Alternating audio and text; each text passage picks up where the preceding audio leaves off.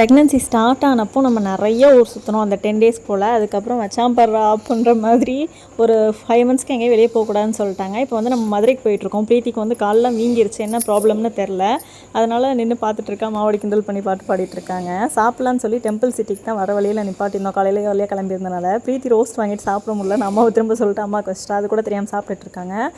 அதை சொல்லி சிரிச்சிட்ருக்கா. அதுக்கப்புறம் வந்து இந்த ஜுவல்லரி பாக்ஸ் அந்த டெம்பிள் சிட்டிலே வித்துட்டு இருந்தாங்க. எனக்கு பார்த்தோன்னே ரொம்ப பிடிச்சிருச்சு. அம்மாட்ட கேட்டோன்னே வாங்கி கொடுத்துட்டாங்க. அதுக்கப்புறம் அங்கே இருந்த ஆடு கோழி எல்லாம் பார்த்துட்டு நீரஜ் காட்டிட்டு கிளம்பியாச்சு. பாஸ்போர்ட் ஆஃபீஸில் ஒர்க் இருக்குதுன்னு சொல்லிட்டு பிரீத்தி மாவடி போயிட்டாங்க. நாங்கள் ஆட்டோ பிடிச்சி அங்கேருந்து அம்மாவோட பிஸ்னஸ்க்கு சப்போர்ட் பண்ணுற விதமாக சாரீ செலக்ட் பண்ணி கொடுக்கலான்னு சொல்லிட்டு வந்தாச்சு. இதுவே அவங்களுக்கு பிக் சப்போர்ட்டாக தான் இருக்கும்னு நினைக்கிறேன்.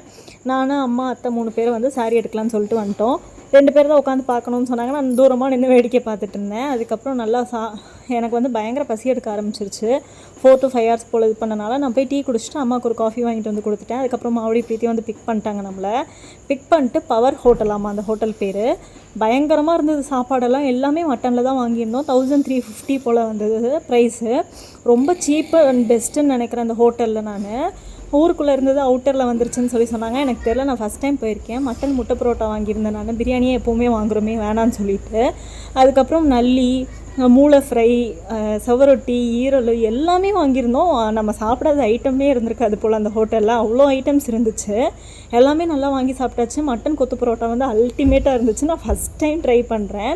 மட்டனில் பெருசாக நான் ஹோட்டலில் சாப்பிட மாட்டேன். இந்த ஹோட்டலில் சாப்பிட்டது எனக்கு வந்து அவ்வளோ பிடிச்சிருந்துச்சு.